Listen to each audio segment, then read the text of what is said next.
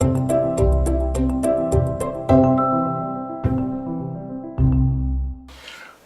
to ECCSC Live. I'm your host, Tyrone Muhammad. Thank you for tuning in to one of the most unapologetic 30 minutes on cable TV at 6:30. Today we have my good friend Revin Fellows. That's Revin Fellows. To my right, the point guard, the undisputed mayor, or is it the governor? Governor of 79th Street. Revin, thank you for coming in today. Oh, it's an honor, big brother. Appreciate it. Please, family, feel free to call in at 312-738-1060. Revin will give you a lot of information, and I hope that you all will call in and challenge him. So, Revin, I'm going to let you introduce yourself to the people. They know me. Who are you, sir? Well, I always share with people I'm Geraldine's son. Oh, that's my mother. Yeah, that's my mama. She got a lot of sons, Miss Geraldine. And I'm Revin Lee Sr.'s DNA. Right. So my mama's integrity and my dad's honor. Praise. So I'm just honored to be here, brother, on the show. I'm just a man trying to do the work of the Most High in the community, make a difference. Too much is given, much is required. And so God has given me a wealth of knowledge and information and maturation and wisdom that I can't help but share it. You know, I was premature, Grace, so it's all in the DNA, baby. You was premature. So listen, man, let's just get right to it. And people, like I say, please call in and your questions, suggestions. We appreciate it. So recently, we've formed a coalition of activists, community leaders, people with social programs to bring light and bring this violence issue to bear. State Representative LaShawn Ford has put together a great team of men and women who's been in the streets, in the communities, and trying to do their best with the resources that they have to serve the people.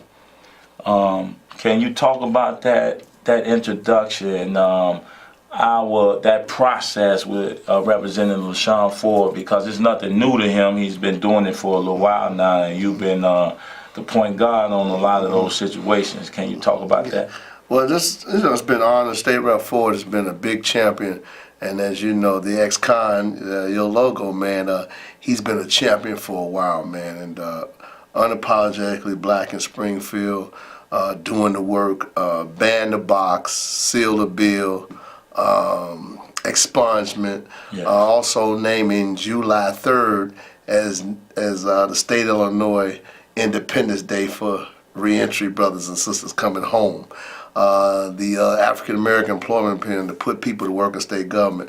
One of the things we're going to have to revisit, because I know you're trying to take your program to the next level. He was instrumental to put a bill together called, it's for $5,000 microloan for ex-offenders or returning citizens to get their own business. So we started, well, one of the things I must commend you, brother, there's a lot of brothers out here, but unfortunately State Rep has some brothers that's following, but they don't know the understanding that when you have an elected official champion your cause with legislators, especially for a reentry community, that's a hard thing to do. But he's been successful in Springfield, and you know those white districts sometimes don't support reentry, and you're going to redeem yourself. So he's been able to deal with both sides of the floor and get the house and get it done.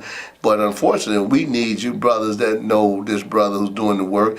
Y'all got to get behind an elected official that is pushing your campaign and gives him more strength. So unfortunately, the Jewish Federation and some others, they got that and it moved forward for training. But it was actually put forth for State Rep Ford to help brothers have landscaping and little small jobs. So we got to revisit that. But I just thank you, man, for really, you met State Rep in a short time, and you felt him, and I remember you trying to say, this is State Rep. You told him straight up, but I don't mess with politicians. So I don't mess with politicians. That's what he told him. He had some other stuff to tell him I can't say on the air. But he did share with State Rep that I don't play with politics or politicians either. And so that's been less than about 4 or 5 weeks.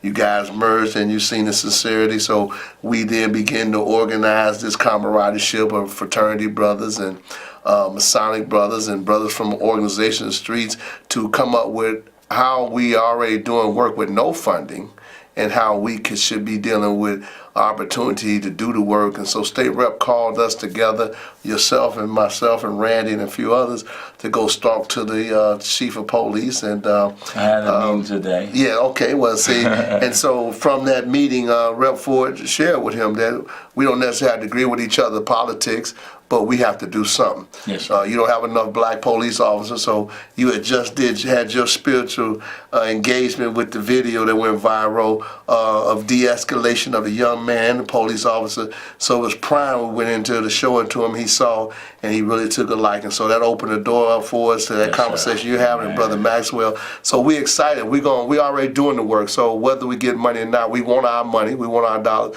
But as brothers and sisters doing work with no funding, so State Rep is committed to looking at this, the federal, the state, and local city funding for to do the work and get our right share of our tax dollars to can do it more effectively, and we thank him for that. So I want to revisit that bill, the $5,000 bill. See, coming out of prison, it's like, it's a hardship on the brothers. And a lot of these guys coming out with skills, horticulture, automotive technology, welding, custodial maintenance. And that $5,000, man, would be, to get these brothers on track. I wonder really how realistic is that to restart that bill? And do we need other people, reps, state senators on that as well? I'm going to have to revisit the bill. You had a pleasure to meet Brother Randy Ryder. Yes. And Randy, keeping it real street law and pathway to citizenship bill. So I don't think we should revisit that bill and see where it is. Okay. And then, State Rep, we put some more teeth and revisit it. Because right now with sanctuary cities and all this thing, our people come home, we got to have some leverage to put us in the game. So there's no problem. I do a lot of lobbying in Springfield, and Randy's been down and testifying. So I'm waiting, can't wait for you to go down and testify before the people down there. You know I'm on fire. Right now we have the phone is ringing off the hook, and the people we want to hear from you all. So caller, please. Yes, sir, Mr. Muhammad. This is Ray. What's up, Ray? Oh, my friend. Listen, when people talk about returnees, people who have served their time, paid their dues, it's not only black, but it's brown also, Hispanics. If we two got together, it'd be twice as easy instead of trying one race at a time. Let's combine each. This way, we can also do what we want to do, and it'll be a little easier. It's always going to be hard, but it'll make it a little easier. Let's get both of us together. But you know what? Let me say this. When Steve calls in no way am I trying to put him down or say that he's wrong. He says it in an educational note because he does, though. This is the degree he has in. Or the only degree I have is being on the street. Yes, sir. So I try to say and do the best I can, with the street smarts that I have. So yes, let's combine us together, and it'll make it a little easier. Of course, you know what? We gotta start educating people. We gotta start getting some money for trade schools. Buy a building, buy one of these old schools that has been closed. Make it a trade school for our people that are coming back. And then this way when they come out, they have something to look forward to instead of just the streets. Yes, sir. And I heard of that program. I'm going to it because I can have a good job, and that's true. But if you don't have none of that, going to go right back onto the street. Thank you, Ray. Thank you. I need you, as I told you, I need you on the team, man. I respect your opinion and your views, and thank you for always calling in and giving us some information and knowledge. That's my goal, hopefully, in the distant future, to be able to have an educational center where you teach brothers real skills, ECCSC, the brothers coming out, and the brothers that's on the corners that didn't go to high school, that fell out, you know.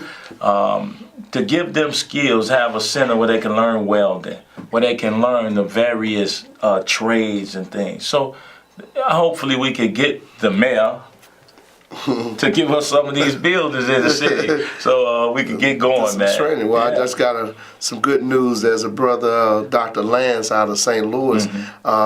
We worked with Ray Lewis last year. It's called Global 1000. Yeah. So the tour after Michael Brown got killed, so they came through Chicago, different cities, is to give 1,000 jobs to brothers returning back home. So he just launched this thing, well, not just launched, but it's called Black Tech Mecca.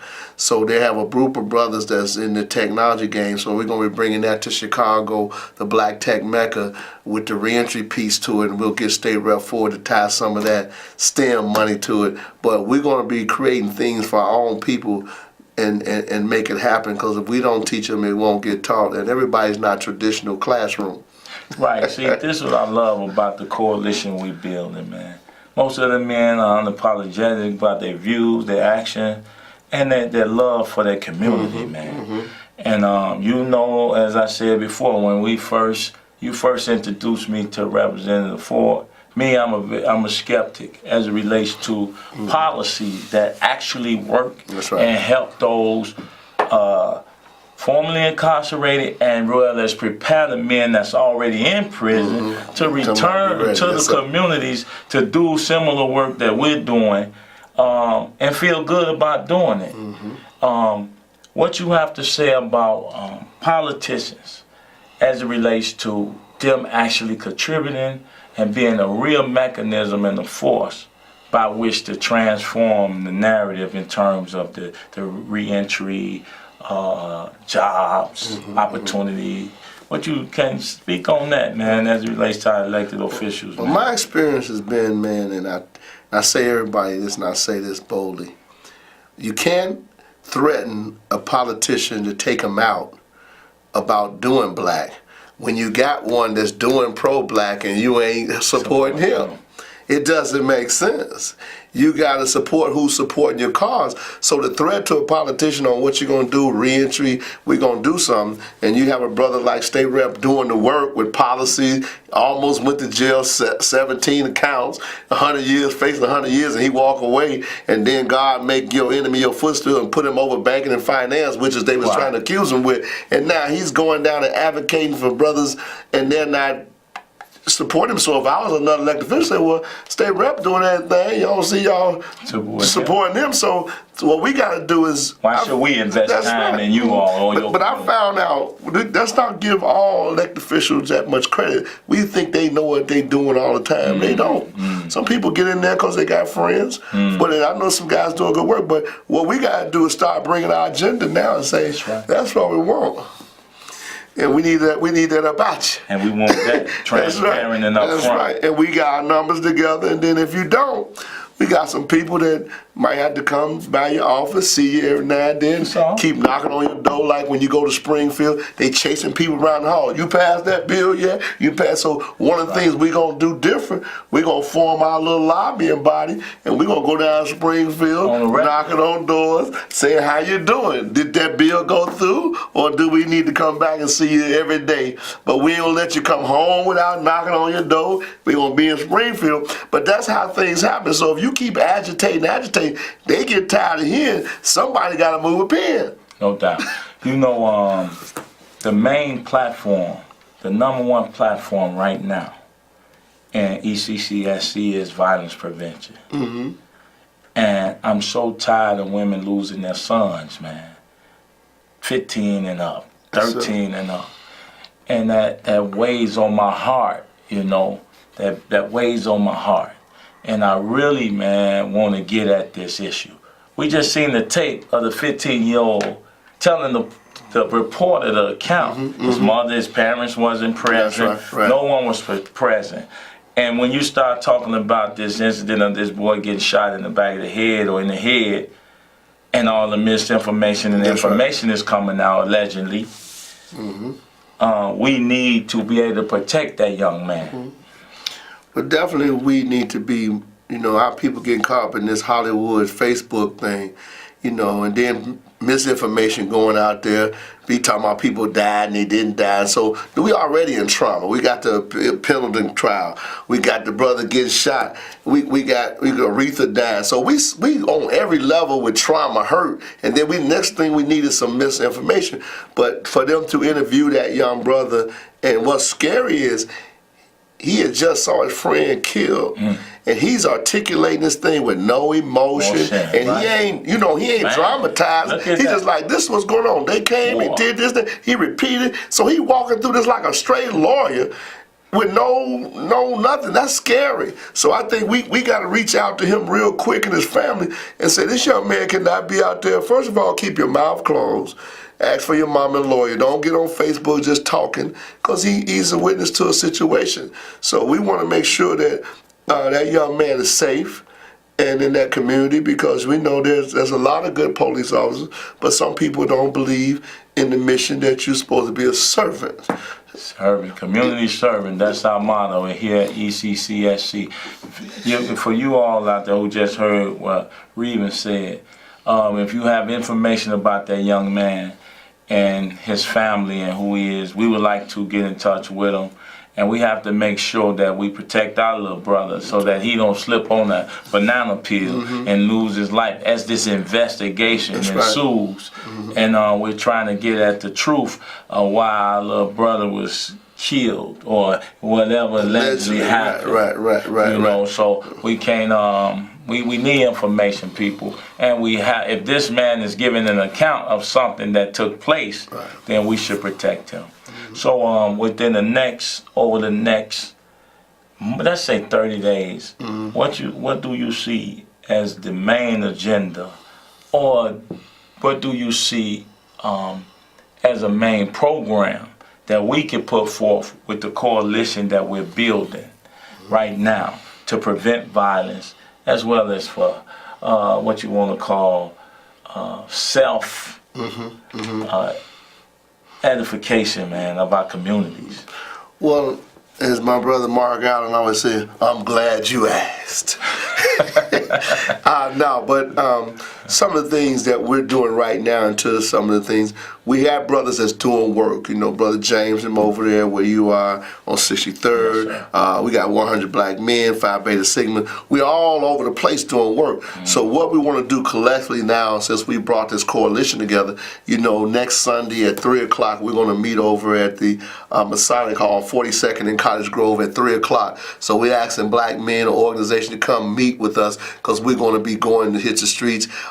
School is about to start, but Philip Jackson has this thing that he does every year called Community Peace Surge. The Community Peace Surge. And so what we want to do, he's a little under the weather now, but this is something he's championing every year, because at one time the police said they're going to take off work, we're going to do overtime. So he organized the Black men, so if you're not, then we'll police ourselves. So we want the new coalition that we're building, Operation Save Lives, we want to gather around we ain't reinvent no more new wheels. We're going to put some fresh spokes in it and some soldiers. So we're going to launch Labor Day weekend. We're going to launch that the Operation Save a Life and Peace Surge. We're going to make a call to all Black men and all Black women and children. We're going to look at doing a press conference to call out that we want safety this whole Labor Day weekend and going into the school year, where we want to look at we protected our community. Think that'll get some press coverage? Oh, well, yeah, we probably have. We went to the state of Illinois, but we might have to go outside and do a little something. But I think we get enough women and children and let them know the Black man is back. Okay, that's beautiful.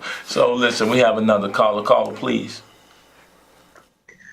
Hey, how you doing? Was calling in mainly to kind of ask a question. What it is that you think, or you guys think, that we can do to even help that situation where we don't have to, I guess, worry so much about when our people do step up and say something, because we know that there's a retaliation that's a possibility. So how do we best serve and protect him from that part of it? Well, I guess to answer your question is why we brought the coalition together, because we have to have our eyes and ears on the community. And then when brothers come together, somebody's somebody's cousin all the time. And somebody, a lot of states say, well, we know the shooter. Well, the shooter got family members and that people they respect that can talk down, just like Brother Tyrone did when he engaged that de-escalation on the thing. The young man didn't know him, but he felt the spirit. But we got to organize our block clubs where we're going to be working with the National Block Club University. Brother Cyron Smith put together a model 15 years ago where block by block, where we got safety day, health day, by block. So there's accountability in the village that's plugged into the system. So when that young man got through talking, somebody should have made a call to us, and we made a call. So we went right to the house and said, hey, mother, we need to talk to you about this young man's safety, and we also want to give him some legal representation. And then at the same time, Brother Tyrone has been speaking with the superintendent so he can say, hey, man, we got a situation that's going on the block. We need Brother Betts with the CAPS to work with us. So now we got the police department working with us and the block clubs, and then the men stepping up in the village. So that's the model we're putting together to work that's going to be effective. So we honor, brother, if you can come out with us next Sunday at 3 o'clock at 42nd and at the Masonic Hall, 42nd and Cottage Grove. We're going to be discussing, and we definitely need your input, because there's no one man and no silver bullet that can fix this problem. So we want to ask those questions, to get together as men, put our brains together, and let the Most High deal with us to be proactive instead of reactive. Well, in regards to that, so we'll post that date on the various Facebook and social media avenues. Anyway, that's what it's about, people saving. That's what this is about, saving lives, people saving. I'm of the belief that, they say, man, you just save one. I think that is mathematically insane. That's genocide. If you only saving one and 99 is just left to run crazy, you will never fix a problem. Our goal is to save them all. That's right. So, and then if one fall by the wayside, maybe we can pick him up and dust him off, or maybe he need to sit down and be cool, take a time out. I always say, and like you said, mathematically, you save one, they shoot six students, 8 students from college. That's not gonna catch up. But I always tell people that, when men step up, boys sit down. But I got a program called Books Over Balls, and the concept is used in basketball as a tool. Basketball saved my life. I played ball, stayed busy. A couple other things happened to make sure I got a couple of threats from some people that say you better not. But the community saved me. But what I tell people, I got to tell my young men, when I get through digging in and doing everything I can to save his life, I tell his mom, see, he ain't listening. So what you do is raise your insurance policy on him, because he ain't listening to me, he ain't listening to Brother Muhammad. So his dice roll is going to be bowed up in a little bit. So up that insurance policy, and I got a suit right now, one black, one blue. Right. The blue one is for the graduation, the black one's for the funeral. And so we don't want to go back to the funeral. They talking about he accepted Christ in an early age. We want to know when he got the devil. Yeah. Right. That's real. The most unapologetic 30 minutes on cable. I told y'all, my man Revin Fellows, better remember that name, because that's the governor of 79th Street. The Blacknificent Miles. It's like this. So listen, man, we try to make light of a bad situation, yes, sir. Man. Yes, sir. And yes, sir. We want you all to see us, a little less stressful about the work that we put in all the time. Make no mistake about it, men, we have to save our communities. You can't look for no outside group to come in. They can help, they could contribute. But until we decide that we're tired, we're sick of our women and children being terrorized by our boys, our sons, even in some case, our daughters. We all have to be in this fight together. All hands on deck to save ourselves and families, and then save our community. The prisons are not going anywhere. That's right. The prisons always have space for bodies. So we have to prevent our sons coming out of those killing fields from entering, I call it Sister Geraldine Smith say, her coffin. Those cells are like coffins, little brothers. So we want to prevent you all from lavishing, languishing in coffins, concrete coffins. So you got anything to say about this, wrapping it up about the programs, what you see in the future, or anything you think could be poignant enough to get across to them? Well, I think quite a few things are going to come out as we begin the coalition coming together. The piece that you're talking about, man, getting our own transportation and rolling on these spots real right away and getting on it, and with our eyes and ears the street, should none go down without them hitting them phones, and we pull up on them, and then we want to be talking to the commander. So everybody talking about don't talk to the chief. How you going? You don't want to talk to Trump, but you paying them federal taxes. You want to talk to Ron, but you bearing that boot off your car. So that's literally insane to have somebody pimping you. You don't want to talk to him about your money. But I think that we're going to start looking at having roll call with the police officers. So we want to be able to look the officers in the eye, and they look us in the eye, so we see them. So when we're doing our de-escalation, there's no conflict with that. And when we show up, they got all white officers. We need black men and black women to be able to do a de-escalation. So we're going to be bringing that to the forefront, and late state rep is going to be pushing for funding for us to do that. And then at the same time, bringing young men into our books over balls. We got 100 black men. We got the Signals, the Alpha. We asking for all the fraternity brothers that's post up, man. I'm a Phi Beta Sigma. Let's put some more work. We putting good work in, but we got to put more work on these ground. Our women and children are looking at us, and we can't be looking like cowards in the face of this enemy. Let's take that at work. Stand up and be men. We got one more caller. Caller, we got a few minutes. Please let us hear your comment or suggestion. Yes, sir. I was just calling, trying to find out if there were any type of expungement programs and things like that. I can't hardly hear you, but I did hear expungement program. I think there's several. The Dorothy Brown. The clerk, if you want to call her office, and she has a series going around. And then if you want to reach out to State Rep LaShawn K. Ford office, you can Google that office and check with it. And those two, they're bill champions. And then Congressman Danny Davis' office. So those three elected officials, you can reach out. And if you don't success, call back to the show, reach out to a number, and see if we can help you out. But those are some of the people. If you get there, and some of them have a lot of free programs. But make sure you got your rap sheet from 35th Street to be able to do that when you go talking, so you can get the ball rolling. No doubt. So okay, yes, sir. Yes. Go ahead. You got something else to say, Carl? Oh, no, just saying, yes, sir. Thank you so much for that information. It really helps me out. I appreciate it. And definitely check with Dorothy Brown's office. She's doing great work, because if you can't afford it, they have some fee waivers and vouchers. So if your economic situation is not there, why don't you reach out to her? I would say try it first, because I know some guys that didn't have the money capable of getting it done. So check all three, but try Dorothy first, because she's doing great work with this expungement traveling thing across the city, young and old. Okay. Take care, caller, and thank you. Reed, in closing, is there any place that people can, you got a website, Facebook, location where the people can find you?